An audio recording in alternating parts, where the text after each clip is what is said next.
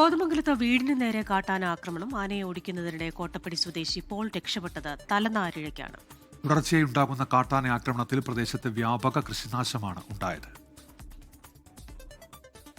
കഴിഞ്ഞ ഏതാനും ദിവസമായി കോതമംഗലം കോട്ടപ്പടി മേഖലയിൽ ഒറ്റയാന്റെ വിളയാട്ടമാണ്. വാവേലി ഭാഗത്തിറങ്ങിയ കാട്ടാന വീടുകളും ആക്രമിച്ചു. വീട്ടുമുറ്റത്ത് ശബ്ദം കേട്ടാണ് കോട്ടപ്പടി വാവേലി സ്വദേശി പോൾ പുറത്തേക്കിറങ്ങിയത്. മുറ്റത്ത് നിന്ന ഒറ്റയാൻ പോളിന് നേരെ പാഞ്ഞെടുത്തു. തലനാരിഴയ്ക്കാണ് ഇയാൾ രക്ഷപ്പെട്ടത്. പിന്നാലെ ആന വീടിന്റെ ജനലുകളും ചില്ലുകളും അടിച്ചു തകർത്തു.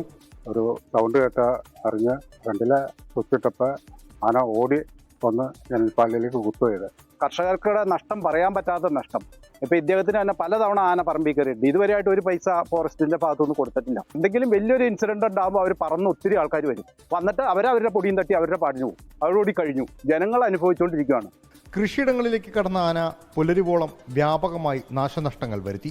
മലയാറ്റൂർ മേഖലയിൽ നിന്നും പലപ്പോഴും കോട്ടപ്പടി ഭാഗത്തേക്ക് ഇറങ്ങുന്ന ആനകൾ പ്രദേശവാസികളെ ആക്രമിക്കാനും തുടങ്ങിയിട്ടുണ്ട്. ഇത് ആശങ്കയ്ക്കും ഇട നൽകുന്നുണ്ട്. വനം വകുപ്പിന്റെ ഭാഗത്തു നിന്ന് കർശന ഇടപെടൽ വേണം എന്നാണ് പ്രദേശവാസികളുടെ ആവശ്യം. 24 ഇടുക്കി.